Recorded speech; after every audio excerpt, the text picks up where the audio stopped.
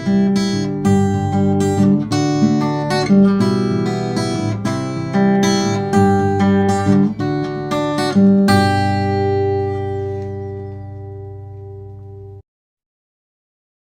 morning, welcome. If you are here, you weren't able to attend yesterday.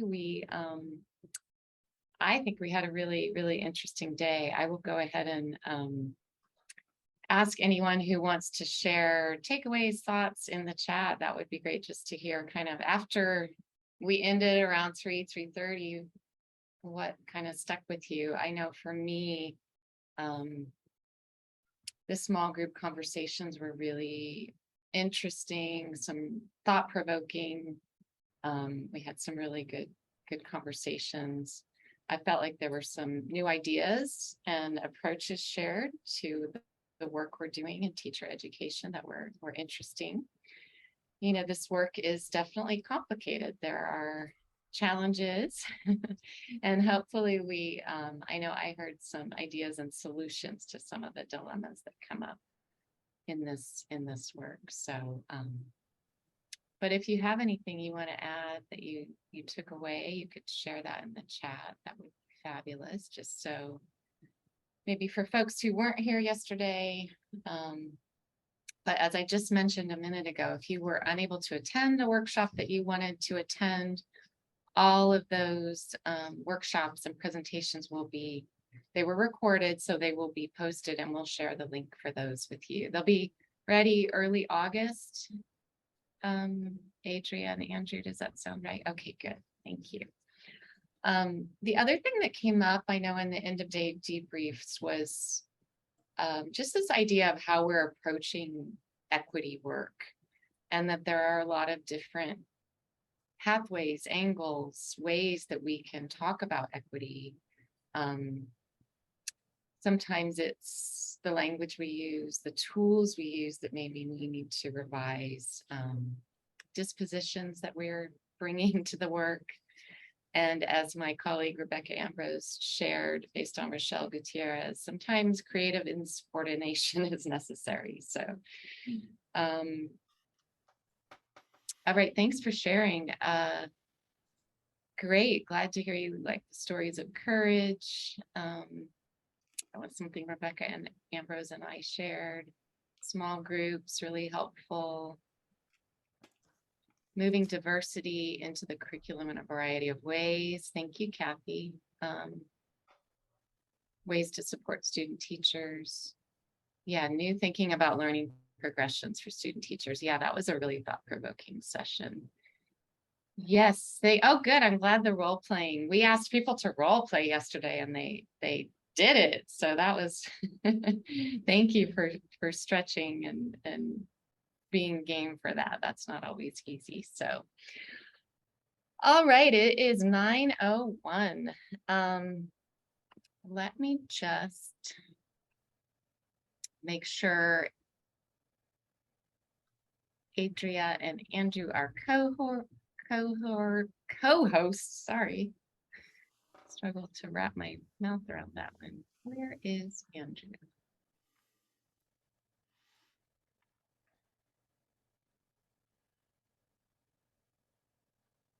Sorry, just the technical. There we go. Okay. All right, so let me just give you a quick overview of what's going to happen today. Very excited. First up is our keynote, and I will introduce our keynote speaker in just a moment. And then we have small group discussions about the keynote to kind of extend the ideas that are shared. So you'll get a chance to meet in small groups. And then at 10 o'clock, we have our first set of workshops. Just a note that we added a third workshop to that first time slot that was scheduled for yesterday, but because of internet issues, wasn't able to happen. So there are now 3 workshops to choose from. Then we have a break, 10-minute break, the second set of workshops at 11:10, and then we have a lunch break. And I will be setting up a networking room again during lunch if you want to just pop in, say hello, talk to other folks who are here. And then we have our final set of workshops at 12:40.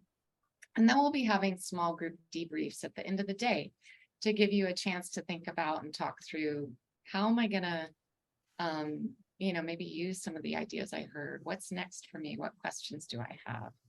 Do you want to collaborate with people you've met in the small groups? So we're going to have an opportunity for you to sign up for those types of collaborative conversations in the fall.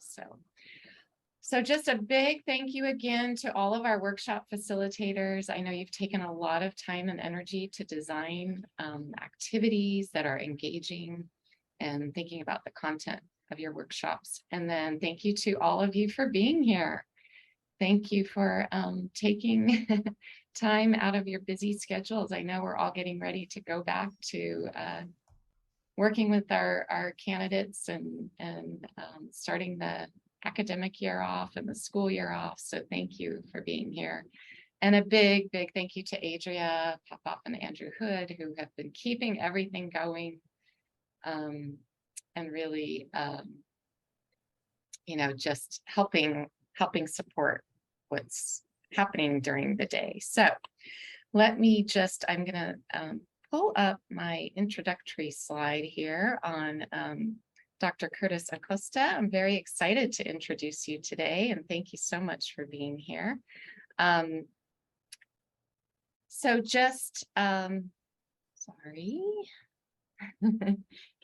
You can see my screen, but okay. Let's see, I want to do slideshow again, sorry. Okay, so I'm going to read your bio, Dr. Acosta, and then make a few comments personally, but Dr. Acosta was a high school teacher for nearly 20 years in Tucson, where he developed and taught Chicanx, Latinx literature classes for the renowned Mexican American Studies program in the Tucson Unified School District. He's an award-winning educator who was named one of the top 10 Latinos to watch in US politics by the Huffington Post.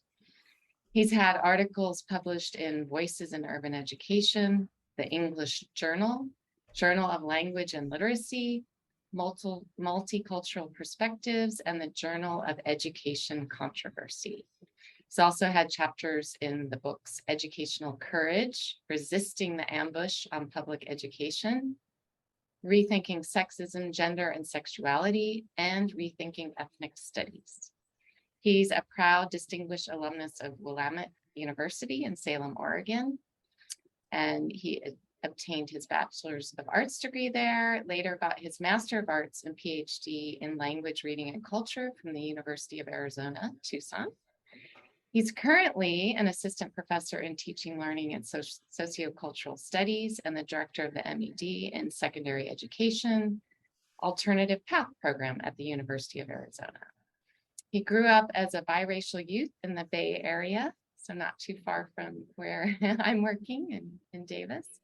And this fueled his love for cultural and linguistic blending and plurality that became the foundation for his future life as an educator. So just on a personal note, I've heard so many positive things about your work, and I know you've collaborated with colleagues of mine here at UC Davis and made some really valuable, important contributions to our teacher education program. So, and I also want to thank my friend and colleague, Dr. Orlando Carrion, for reaching out to you and telling you a little bit about our community. So I'm very happy and grateful to have you with us here this morning.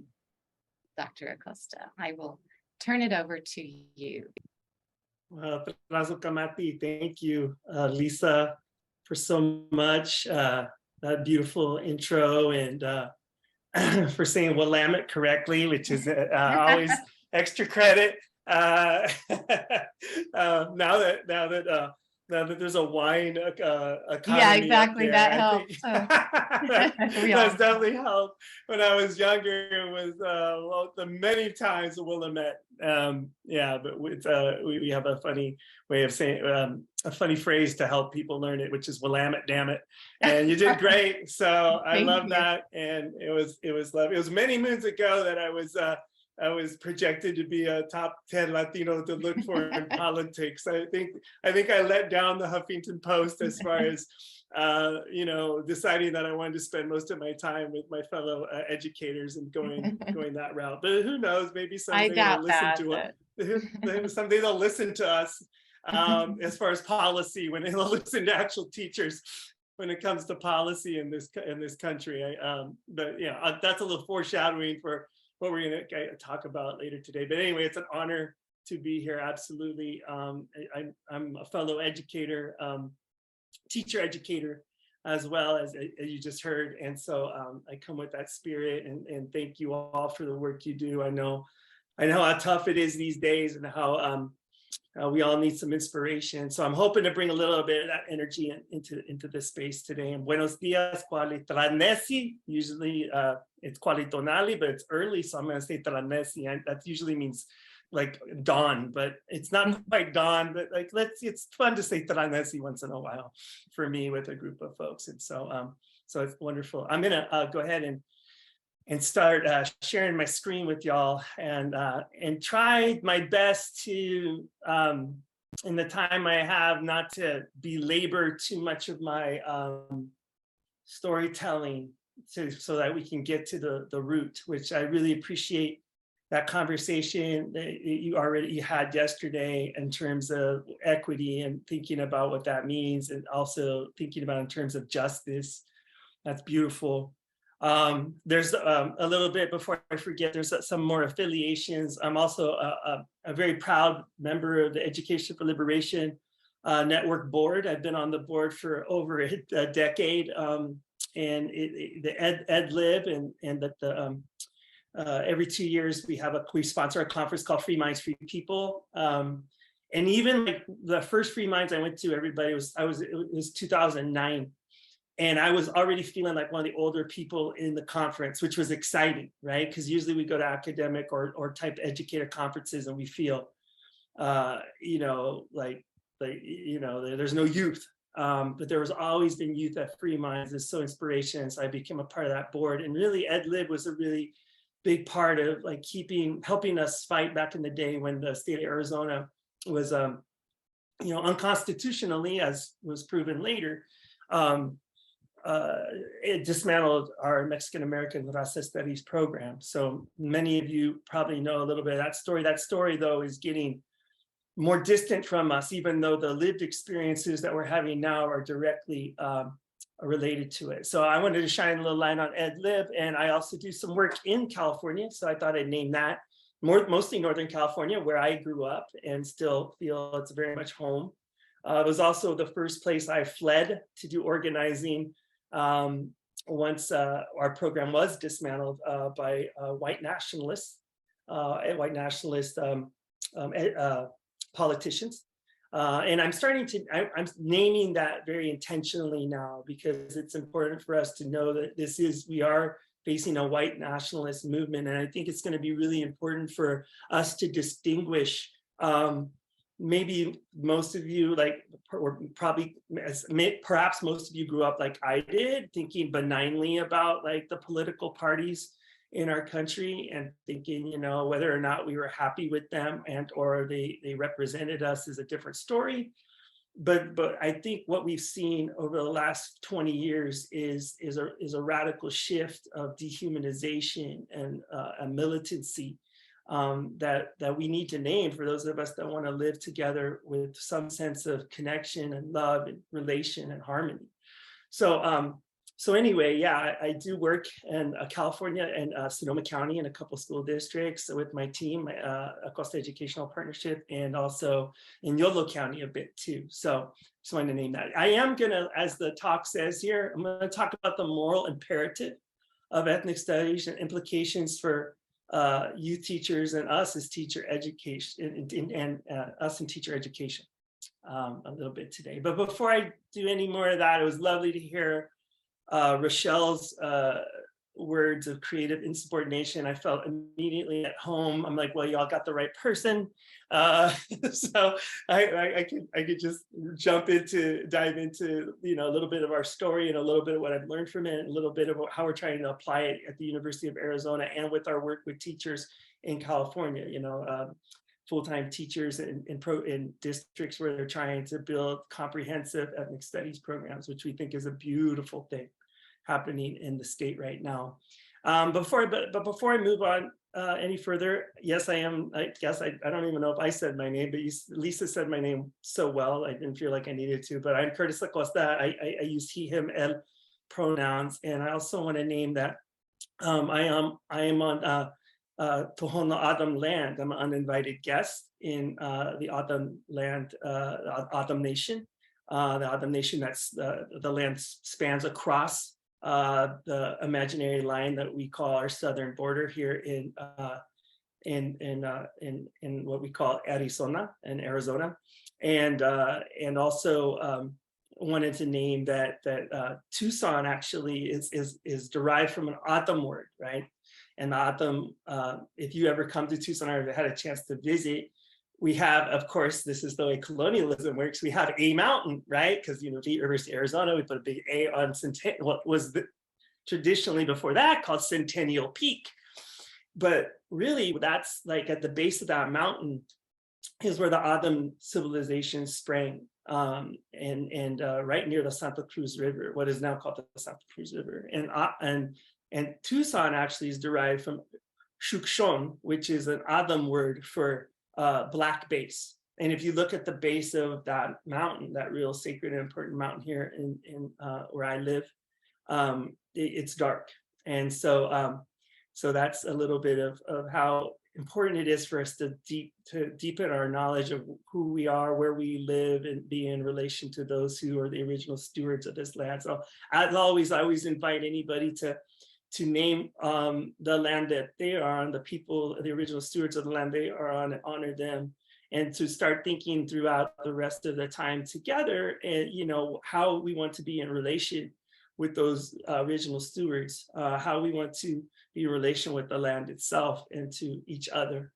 So I wanted to breathe that into the space today, and also give a shout out to the Pasquayaqui Nation, which is another thriving indigenous community in Tucson. And if you're ever down here, when I was a kid growing up in the Bay, I remember, and I've done some reflection about being a young kid watching Channel 2 and a PSA, and I remember them calling them, our indigenous brothers and sisters, the vanishing people. And I stumbled recently upon text from back in the day, and that's what the way we were talking about, like, teachers were talking about that. That's where, that was the best practices of the day in talking about our relatives and original folks that whose land we're on. So it's interesting to see for us, now with the way blessedly the proliferation and hopefully, I can't quite say this, the centering, but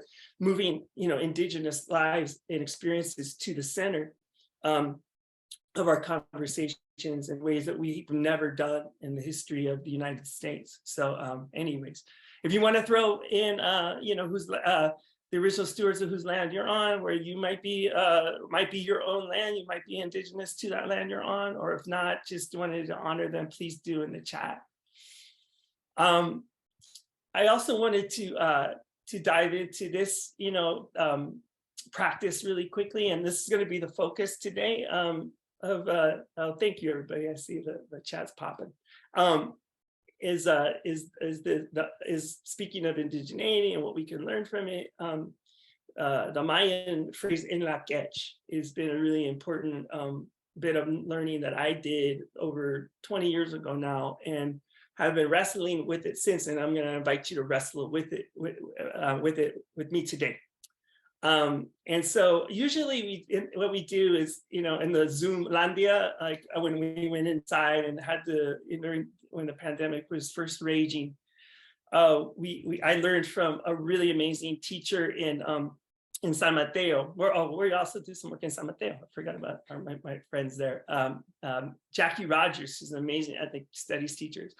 And she does In Lak Ech with her students. It's something that that my students and we would read the 5 lines that you see here from Luis Valdez, one of the great American playwrights and poets and activists that we've had. And those of you know that he was born in Delano, California during the and grew up during the United Farm Workers struggle. So he's a California treasure, and he's an American treasure as far as his art. Years ago, he penned these 5 lines in honor of him, in honor of the phrase In Lak Ech and what it meant to him once he learned about it. So it's kind of a nice way for a Chicano like passing of the torch, because this has impacted my life very greatly, this Mayan philosophy. For those of you that don't know, In Lak Ech literally means, as close as we can translate it to Spanish and English, tú eres mi otro yo, you are my other me. And so that first line. And so what we did years ago in 2007, so what is this, the 15th anniversary the year, this was the class of 2008. I go, hey, y'all, you want to read this every day as an affirmation why we do school, how we do school together differently maybe than we've done school, you've done school in the past, or how we need to transform school for the future. And they were down for it. So we would read this chorally every day in class after we did the United Farm Workers Unity Clap. It was a really nice affirmation and kind of ceremony to start the day. And I used to make jokes that my students sometimes would start that whole ceremony and that process of starting school even before the bell rang, even before I was in maybe I'd be down the hall, getting filling up my coffee pot with water, so that I could start my, brewing the coffee for that day. And I would hear the clapping start, and my students would already be like, say, we're not waiting for him, we're all here, let's go. And it was a really beautiful way to ground ourselves into our indigenous funds of knowledge and our ancestral wealth. And so Jackie Rogers was the first one to say, she would assign a number. She's volunteer, actually, a number in the chat. And so we would do this over Zoom. So because quarterly over Zoom, it doesn't work. But anyway, I'm letting you know this in case you like In Lak Ech and you have online classes and this and that. What we do a lot of times is we say name the number. I do this with my students at the University of Arizona. And so they'll do line 1, line 2, all the way to line 5, right? I'm going to read this to you today, but I wanted to show you that practice and give props to Jackie about how, just to show how inventive our ethnic studies teachers are when it comes to, making things work, as far as, things that they value and saying these words out loud every day, especially for in the times we're living and the obstacles we have are real beautiful. But today I'm just going to read it to you, and then we're going to dive into a little bit of how this could influence us as teacher educators. So In Lak Ech, tú eres mi otro yo, you are my other me. Si te hago daño a ti, if I do harm to you, me hago daño a mí mismo, I do harm to myself.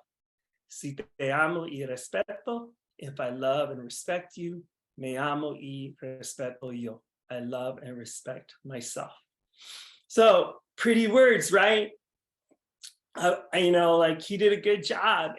And so I've been wrestling with In Lak Ech for a long time. And so one of the things that I started doing once our classes were banned in Arizona, we were illegal teachers, is starting to spread some of this knowledge, because I believe it was amoral what happened to us and should never happen again. And explain, it didn't matter how many times I explained it to those white nationalist politicians about how beautiful the space was and what we were about and how we didn't want to do harm to them, even though they were doing harm to us, and we're trying to model In Lak Ech. But one of the things about growing this, for lack of a better word, growing a movement of K-12 ethnic studies was grounding ourselves in what it means to teach not only the content, the curriculum, if you will, okay, you could read this before you read Zoot Suit as a English language arts teacher like I was, or you could teach it contextually with the Chicano movement in a history or ethnic studies, social studies class, or you could live it and you could teach with it and you could teach through it, and it could become a pedagogy. And that's some of the work that we were starting to do with teachers in California. the last decade. And so that's a little bit of what I'm going to talk about with you today, is how beautiful this kind of lens is and how important it is. If we lived and taught with an In Lak Ech lens, we then think about all the tragedies that we are constantly facing, whether it's school shootings, whether it's the police brutality that has happened and that we've had to suffer through. Multiple examples about that. The Black Lives Matter movement was and generations before that. As many of you know, like we've had these moments of calling these tragedies into and bringing them into the light, but we've never transformed them. Like there's been no reconciliation. It's just been explosions of injustice that we react to. And instead, like, what would it mean for us to really dig ourselves into like looking at each other and teaching relationally? And teachers have done that for a long, long time. But right now, currently, we look at like how CRT, critical race theory, is being viewed as something that's a pariah. We're looking at any critical type of education, and we're seeing the shrinking and the narrowing probably of a worldview that sees each other as their other me. And if you think about more of like our history together, we also know that it's many people probably think it's not natural that we fear the other, but I think it's probably something socialized, right? Something that's been handed down to us. Because if you look at the indigenous knowledge right here in front of you, you are my other me is about already seeing your full humanity. It's expansive. It's very beautiful, like the golden rule. Do unto others like you'd have done unto yourself, but without the self part. So you don't have to turn somebody into you in order to love them and humanize them. In fact, whoever you are in the Zoom right now, you're my other me. So it's expansive. It makes me bigger, whether that's through ethnicity, sexuality, any form of identity and or heritage. It can be seen with that type of curiosity. And I bring that up specifically because there's a movement in this country that is deathly afraid of us looking at each other in that way, and what it means and how powerful it is, but how lovely it could be. And that's a little bit of what we're going to talk about today, is like, how can we use this lens, especially in this really volatile time, and stay rooted to our own, like, common values about our own values about our common humanity at the center of all things that we do. As educators and hopefully in the world as well, and how we can create beautiful spaces for our youth. So ethnic studies, love, joy, and humanity. So that's something I really want to bring up, because I remember back in the day that a person that was our state superintendent that targeted our program, and here he is 20 years later running for state superintendent again, even though he was part of a unconstitutional, awful loss, a big time loss in federal court, where we eventually proved that what they did to us was unconstitutional. Everything old is new again. And so one time he said on CNN, it's such a bummer. He was talking about the way like our classes, like we're like, like all we talked about was like depressing things, and he thought it was such a bummer. And he's, I'll give him credit, he's usually a lot more articulate. So, but that one stood out to me. It's such a bummer, and it's such an uncritical view of the complexity of humanity, and like exactly, it made me think, like, how could you be a state superintendent and then he later became attorney general? If it wasn't for his multiple scandals, he probably would have had a chance to be our governor. But long story short, like, how could this person who is not dumb be so uncritical about like the lives our ancestors and our parents, lived?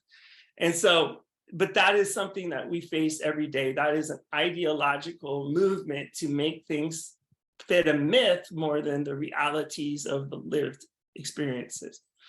So I wanted you to listen to one of my favorite philosophers of all time when it comes to the viewing the world, especially in terms of education, and that is my former student, Isa. And what she says about like the difference in the spaces between one that is centered. She's not gonna specifically say this is an In Lak Ech way of going. She's just gonna describe feelings she has in what she calls traditional school versus feeling she has versus what we had together. And so here she is. I feel like teachers don't really focus on the familial aspect to make everybody in the classroom more confident to say what they're thinking. And I mean, people, when they're wrong or when their opinion isn't shared or they don't feel popular or anything like that, that they're shy about their opinion and they won't voice it because they feel like they're going to be attacked or they'll be unpopular. Whereas it's different from being in a familial where you feel comfortable around that space and you feel like you're not going to be judged or criticized. Then it's easier to share your opinion even if it's not the popular opinion, because you know that these people aren't going to criticize you and you know it's a safe environment.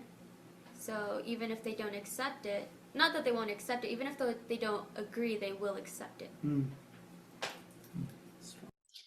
That nuance is so important. It's so beautiful. Like that idea of like, even if they don't agree, they will accept it. They will accept my humanity. They won't strip that away just because they don't agree with me. We can agree to engage on this topic again. Maybe I'll learn something. Maybe I need some time to process. It's just so smart, right? What she said is amazing. You could tell that her journey of decolonizing, this is what's wonderful about working with youth, is a shorter journey than many of us, like especially if you have these, like I do, these ganas right here, these gray hairs. Like it takes a lot for us to go and unpack a lot of, you know, the socialization that we've had, the colonialism that we've ingested and has become a part of us. But she says that very beautiful. It's safe to be brave, right? It's a safe place to be creatively insubordinate, if you will, to go back to Dr. Gutierrez's, language. But versus the other space, she talked about being attacked and unpopular and these types of things where you could feel the oppression of the classroom just as it lives and breathes. And we talk about this with new teachers. I showed them this immediately with our new cohort a couple of weeks ago, talking about the importance of relationship building, the importance of creating that class climate and culture, and how we need to lean into that more than anything, because there's three relationships constantly happening in the classroom. There's the relationship with you and the big class, one and many. There's the relationship one-on-one with each student that you need to grow and cultivate throughout the year. And then there's the relationship between all the students involved. So they don't feel like they're going to attack each other. They don't feel like they're competing with each other for things. They don't feel like, they feel like they're learning together, and how much more beneficial that is to the learning of everyone when we're working in that collaborative way. And that takes time to develop, and it's not easy. And our young teachers, we're very clear, straight up with them about, what's your plan? How are you going to do it? What are some of the practices that you're thinking about? Because we want that space. It's funny, in my longer talks, when I talk about In Lak Ech as a pedagogy, and I'm already mindful of the time I have, is there's a beautiful article or chapter by Bell Hooks, where she talks about democracy in the classroom in a very similar way as Isa. And I was the dummy that didn't put the two together for the longest time. I had in separate talks. And like, of course, these two amazing women were having a conversation that this Vato had to catch up to eventually. But Bell Hooks, one of my sheroes.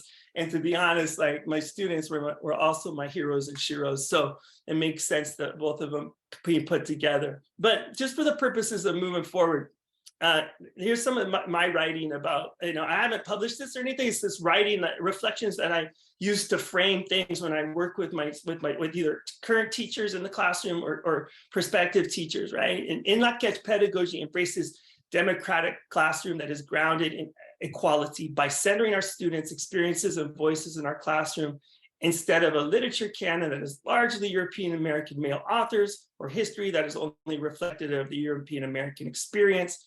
We're transforming our learning space into one that values equality through our practices of cultural humility. So it takes some humility for us to say that for years we've centered this Eurocentric idea or this American mythology or whatever, like we want to, like as we analyze or as we reflect upon traditional education and traditional curriculum and traditional practices too. And that's a practice, by calling this to attention, no matter who we are, that's a move of cultural humility that's very important, very in line with In Lak Ech. Often what I tell folks is like, when you center stuff for a long time, if you think about sitting in circle, the process of equality is removing yourself from the center, right? And that could be really difficult for folks, as I'm going to talk about in a second in my next slide. If we are aware that our country is multicultural and pluralistic, yet only teach one perspective of our country's story, then we're implicitly creating a hierarchy of who is more American. So we start stacking. And I would probably, I don't know, one of these days I'll have to edit this slide because I always have to say, we're stacking who is more human. Because if we're only centering one group, or one gender or one experience, what we end up doing is we just stack, like this is the most important, and then maybe we'll have time for this one, and maybe we'll have time for this one, right? And that can't fly. That definitely collides with the idea of In Lak Ech. This impacts our students of color in a way where they resist, shut down, or assimilate. So I think many of us have seen that when we were teachers. We would see students that would come to us who didn't think they could do it. And then we would see, and we see other students that resisted, any type of cultural erasure, whether it's their language or their identity in any way. And then there's those of us like myself that during those formative years, I assimilated, even though I grew up in the Bay Area that we say is like very progressive, or back in the day, very liberal. I grew up in the 70s and 80s, and my Spanish was completely erased, and the same with all of my cousins. And so that was a part of the project. And I'm not saying we're alone, right? This has happened to so many of us in our experiences in this country. And it's very anti-human and definitely not in Lak Ech, in line with In Lak Ech. So the last slide, when we talk about this is the other, I'm biracial, I'm part European American, I'm part Chicano, and I self-identify as Chicano, and that's a different talk for a different day. But it has always given me insight into, well, this isn't only damaging for folks of color, can also be damaging for my other part of my family, right? This also impacts the psychology of our students of European heritage who begin to see themselves as the center of the country. It normalizes their experiences so much that it's difficult to move them toward empathy or to be able to value different and evolving cultural perspectives in the United States. So unfortunately, even though I wrote this a few years ago, we're living this right now, where any type of, no, it's time for you to move back into circle with the rest of us. If we think of ourselves as a large kindergarten class in America, you're no longer going to be in the center. It's somebody else's time, we're going to actually, we're not going to center anything. We're just going to be in circle. And that feels like a violation. And my In Lak Ech, framing or my worldview understands that's going to be really hard for people. So the process of trying to for us to understand and listen and learn together about how this is all constructed and how freeing it can be to be on the other side of it if you're of European American descent is something that we have to have a lot of patience for and a lot of urgency at the same time, which is a delicate balance, but very important. Because I don't meet many teachers right now who are of European American descent that don't want to be, don't want to be a part of this future of this country becoming more and more pluralistic, specifically in California. I see teachers all the time and people all the time wanting for their children to have a different experience than we had, one of segregation, one of racism, one of xenophobia, one of all the isms. And so in order to do that, we're going to have some In Lak Ech in our hearts, but we're also going to have a lot of courage. I'd like to share one more thing, and then I'm going to look and see if there's a couple last bits and pieces, because I know I'm probably going to run out of time for y'all.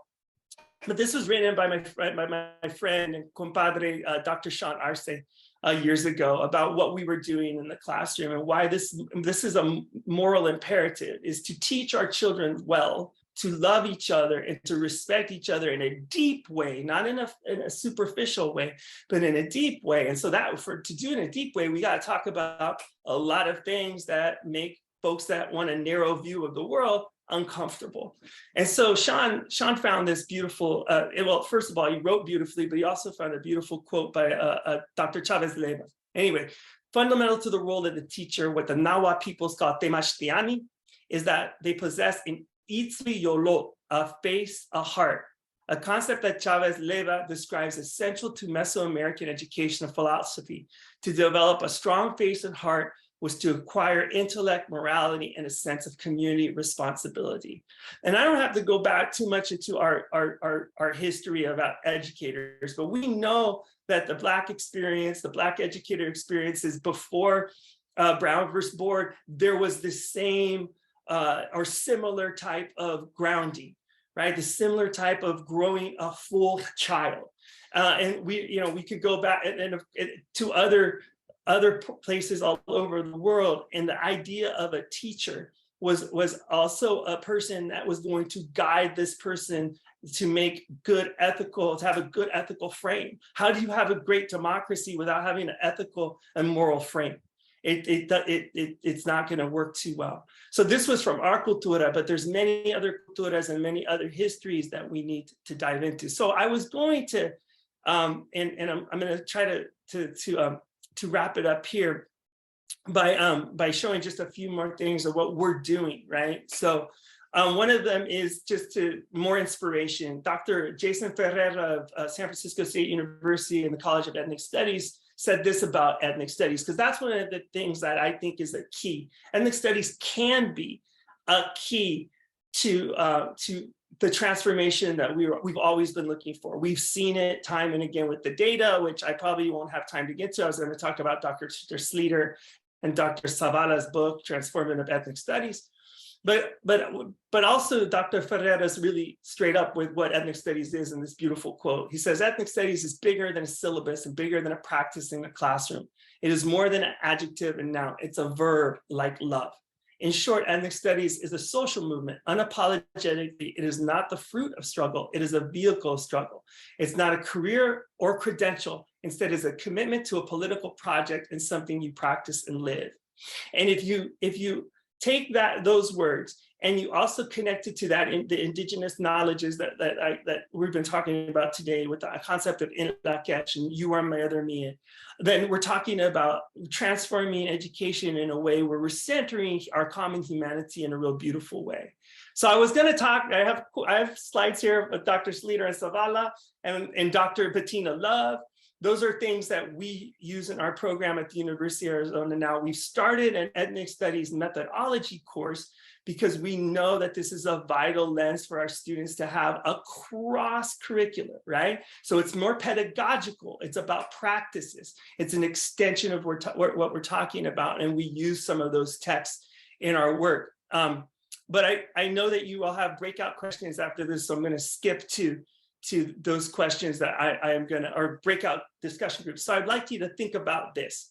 First, I usually ask in a longer talk, what does In Lak Ech mean to you? And where do you see it? Where, and what's it feel like? What's it, what does it sound like? But the question is for y'all to consider for the rest of today and into your program and into, the gaps that we probably need to start naming in teacher education.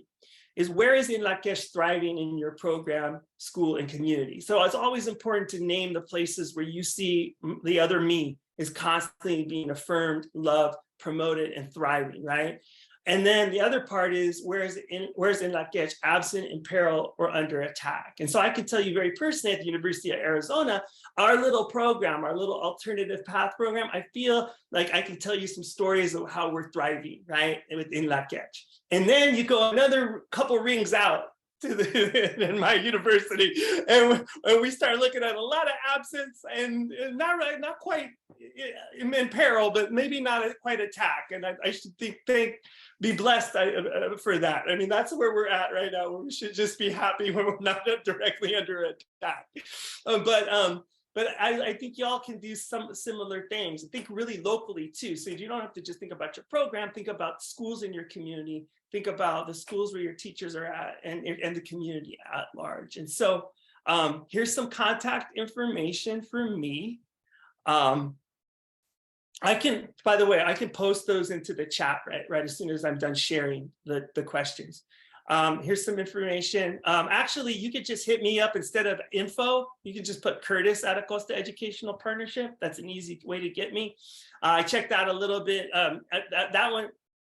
That one's a lot more clean than my U of A email box, let me tell you, because as you all have a university email boxes, you know how much you get department, college, and the rest of the things. And like when I hold on to like I try to hold on to contact about teacher stuff and things that matter as much as I can, but it's easily lost. So I'm going to stop sharing now. I'm going to cut and paste, and then I don't know, I'll leave it up back to Lisa about whether or not we got any time for questions at all. Yes, thank you so much. That was a really incredible way to start our morning together, and I'm feeling really inspired. I've been jotting down phrases, you know, the strong face and heart. I really love that. So if you have questions, we did go ahead and cut and paste your questions, Curtis, into the chat. So you don't have to worry about that. But does anybody have sort of a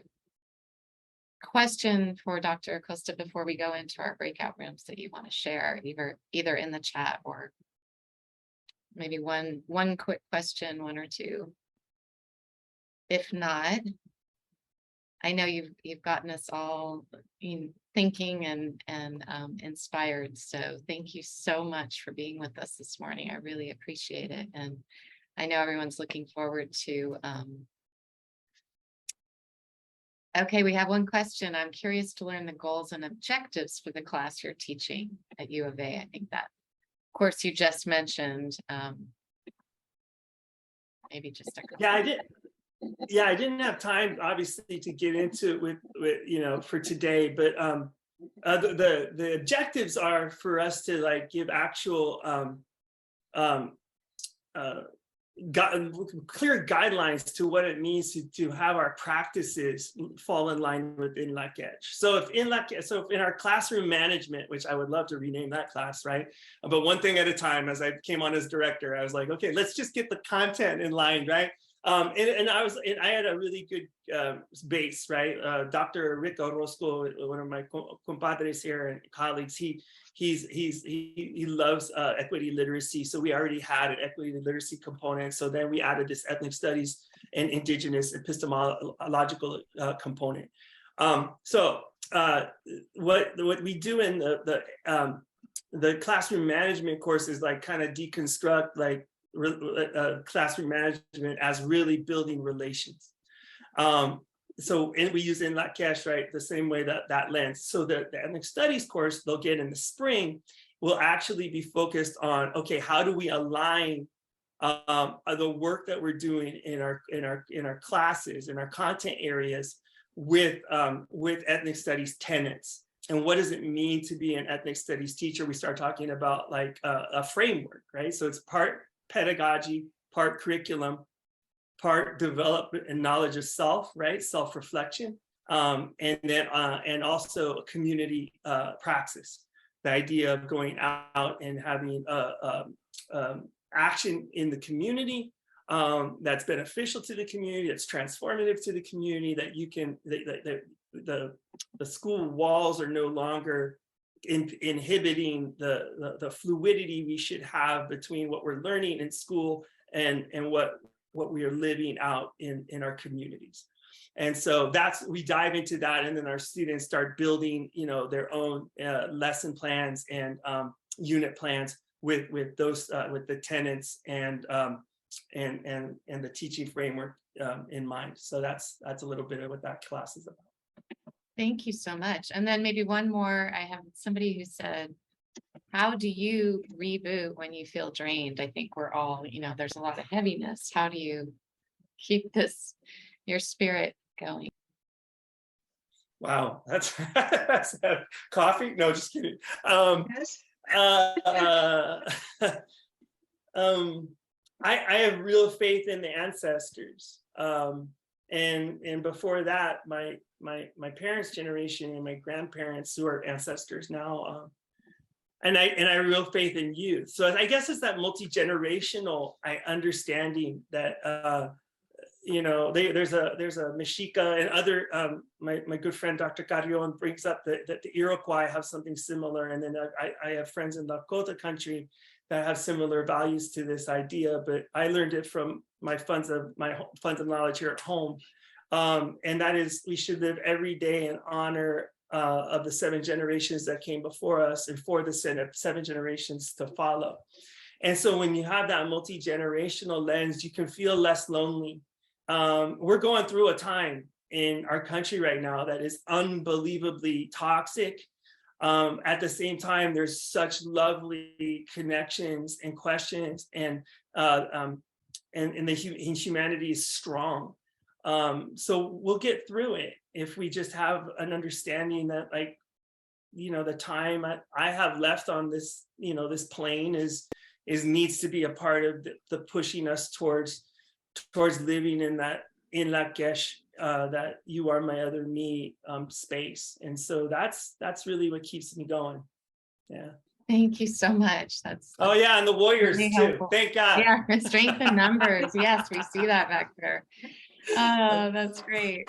All right. Well, thank you so much. I'm going to go ahead and have folks go into breakout rooms. Have a fabulous rest of your day, and we really, really appreciate and are grateful for the time you've spent with us today.